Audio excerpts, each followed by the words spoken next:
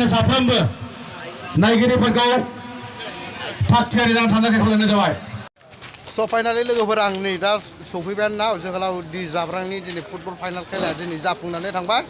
नै दा आं दासो सफैदों आं नै दा हाबनानै नायनोसै आरो ना सोर देरहाखो माखो आं नोंथांमोननो दा खोन्थाजोबगोन फारि फारियैनो नोंथांमोना आंनि भिडिअनि गेजेरजोंनो मोनथिनो मोनखागोन सोर देरहाखो माखो।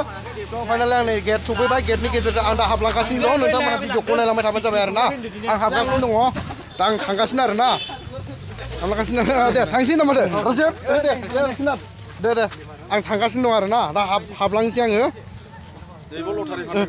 लटारि फानदों माने आं नोंसिनि लटारिखौ सयखान लाखानायखा औ ओइ सौदावलायबायलै गाज्रि जामोन दे सौदावलायबाय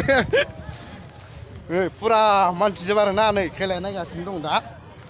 फुरा मानसि सोर देरहाखो आं दा नोंथांमोननो खोन्थागासिनो दङ आं ओरै हाबलांगासिनो दं आरो ना हाबलांना आं नोंसोरनो देखायलांगासिनो आरो ना दासो सफैदों गोजानावसो दंमोन नालाय मानसिया दासो सफैदों आङो सफैबाय बे केमेराजों नोंथांमोननो खोन्थानोसै ना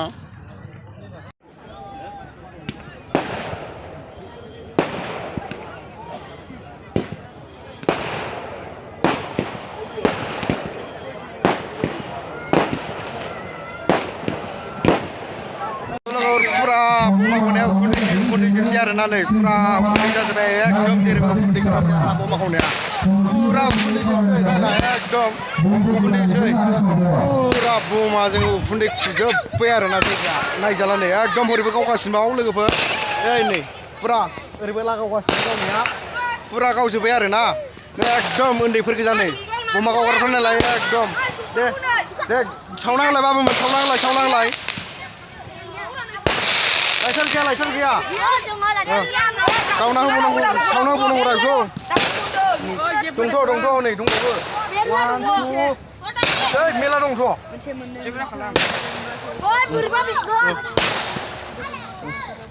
बेथ'आ बिदि अर गैला बाहाय सावना होजायोमोन लाइनानो गैला नांगौ बोरै सावना होबावगोन नोंसोरलाय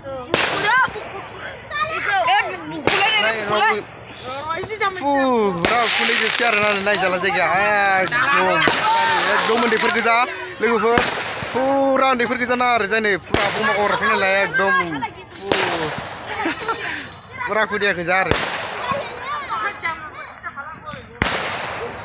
ओरै होगासिनो नै आरो गावनाया फुरा लागावबाय आरो ना ओरैजाय आरो नोंथांमोना आं देखायनो थांगासिनो दङ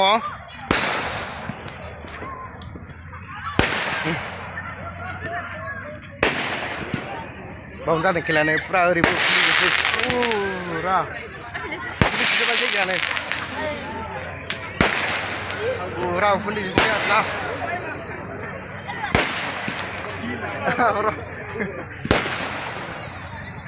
उखुन्दैसै जा आसोलखौ लोगो मोनबाय दिनै मिनिया बिथांखौ मिनिया बर' नोंथांमोनाथ' नुखायोना मिनिया बर' इउटुब चेनेलखौ नोंथाङा फंनैसो बुंना होदो आंनि इउटुब चेनेलाव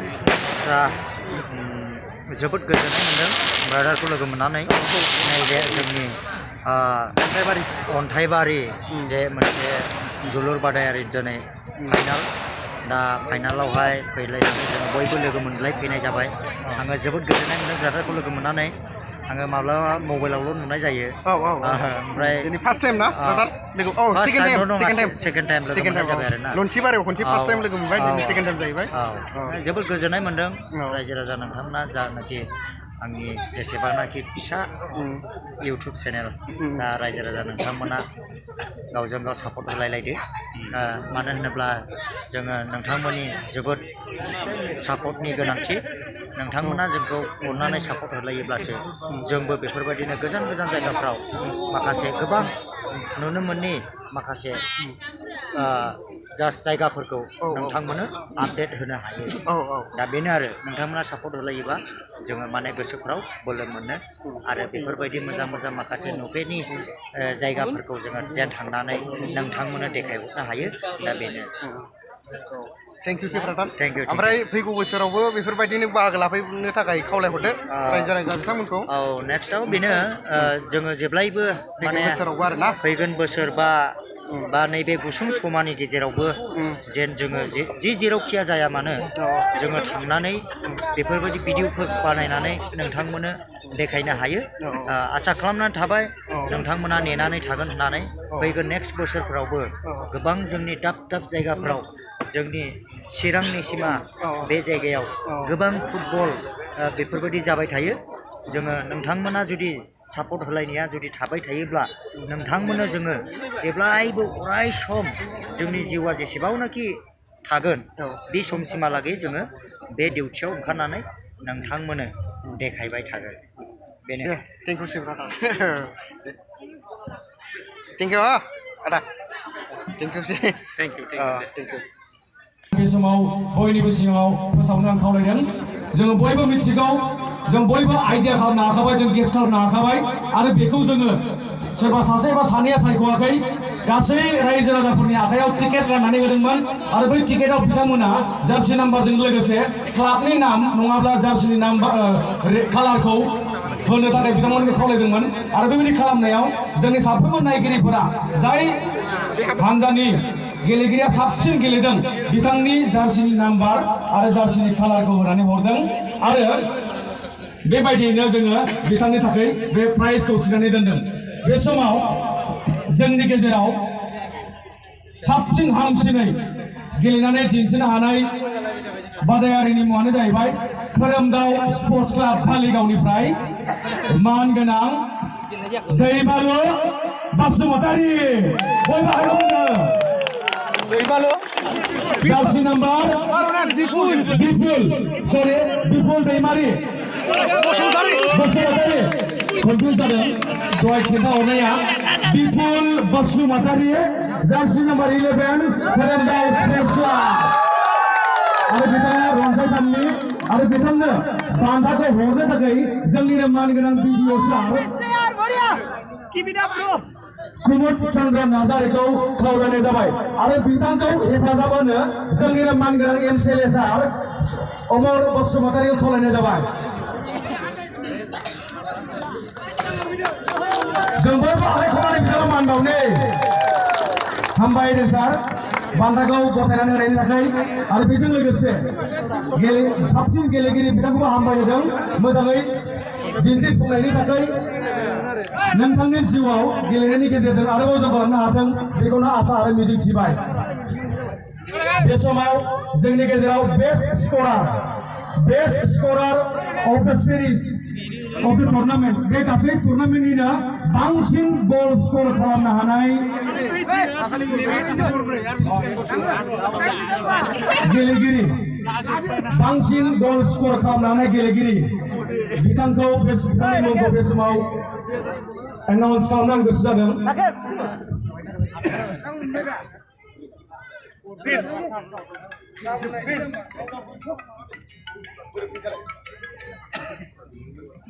हेलौ नै खेलावहाय मा औ जोब्बाय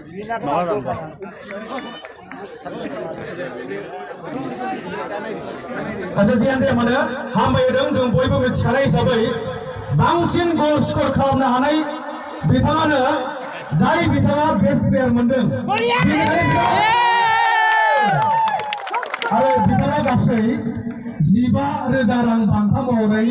बिथाङा मोननो हाबाय आरो मोनसे काप मोननो हाबाय बेनिखायनो खनसेबाव बिथांखौ थुलुंगा होनायनि थाखाय आखाइ खबनानै होबावदों हामबायदों बे समाव जोङो दिनैनि बादायलायनायाव जों मिथिगौ बयबो बादायलायनायाव जेननाय आरो देरहानाय थाखायो आरो दिनैनि बादायलायनायनि जेननाय हान्जानि ट्रफिखौ आरो राङारि बान्थाखौ जोङो बे समाव हरनो जोङो थामथिम जानानै दङ बे समाव जेननाय हान्जानि ट्रफिजों लोगोसे राङारि बान्थाखौ हरनो थाखाय जोंनिनो United Forum of ex-NDFनि प्रेसिडेन्ट सार बिथां शिला बसुमतारीखौ खावलायनाय जाबाय बे समाव बिथांनि हान्जाया बिथांखौ हेफाजाब खालामगोन आरो दिनैनि बादायलायनायाव जेननाय एबा फार्स्ट रानार्स आपखौ मोननो हादों द इउनिभार्सेल स्टुडिअ FC कालिया बे समाव सार मानगोनां सारखौ ट्रफिखौ हरनो थाखाय खावलायनाय जाबाय।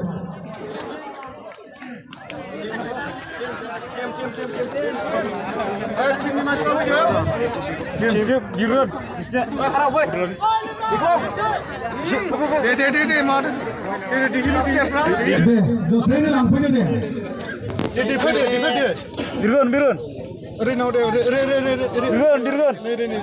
हामबायहोदों बिथांमोना फार्स्ट रानार्सआपनि गेजेरजों जेननायनि ट्रफि आरो 30,000 रां बे समाव गथायबाय। जोंनि मानगोनां गथायग्राफोरखौ हामबायहोदों आरो नाजावनायनि थाखायबो हामबायहोदों आरो इउनिभार्सेल स्टुडिअ एफसि अराय सम गेम गेलेनायनि गेजेरजों बेबायदिनो थुलुंगा होबाय थागोन आरो स्पर्ट्सखौ गोजौ फारसे दैखोलांगोन बिनि आसा दानिया जोंनि गेजेराव देरहासार जानो हानाय ट्रफि बेजों लोगोसे राङारि बान्था जोङो हरनो थाम टीम जाबाय। जों बयबो मिथिगौ दिनैनि फाइनाल बादायलायनायाव देरहासार जानाय हान्जाखौ सिगाङाव फैनानै थाखानो थाखाय खावलायनाय जाबाय आरो बेनि थाखाय बे बान्थाखौ हरनो थाखाय बे सिरिजनि जे ट्रफिखौ अन्थाइबारि माया क्लाब एन्ड लाइब्रेरिनो बाननानै होनाय दान होनाय golden langur riders motorcycle club बिथांजों लोगोसे न'खरनि मानगोनां दि जाब्रांनि न'खरनि सोद्रोमाफोर आरो गल्डेन लांगुर राइडार्स क्लाबनि प्रेसिडेन्ट आरो बिथांनि हान्जाया दिनैनि देरहासार जानो हानाय ट्रफि आरो राङारि बान्थाखौ गथायगोन। बेनिखायनो बिथांमोनखौ सिगाङाव फैनो खावलायबाय।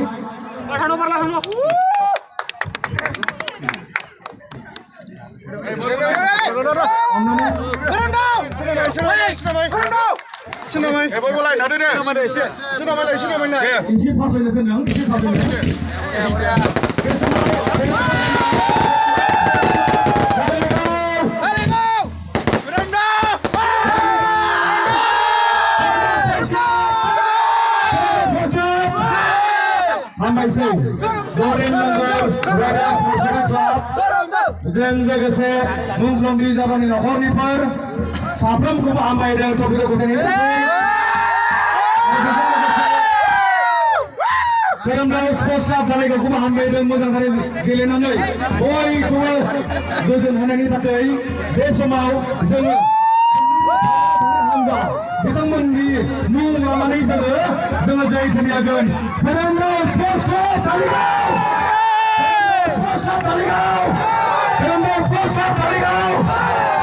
Universal Studio FC हामबायहोदों। बे समाव आरो खनसेबाव अन्थाइबारि माया क्लाब जिन्दाबाद, अन्थाइबारि माया क्लाब जिन्दाबाद, अन्थाइबारि माया क्लाब जिन्दाबाद लोगोसे golden langur riders motorcycle club जिन्दाबाद हामबायहोदों। जोंनि आलासि बिथांमोनखौ गाव गावनि हाबाफारिखौ मावफुंनायनि थाखाय लोगोसे दिनैनि हाबाफारिया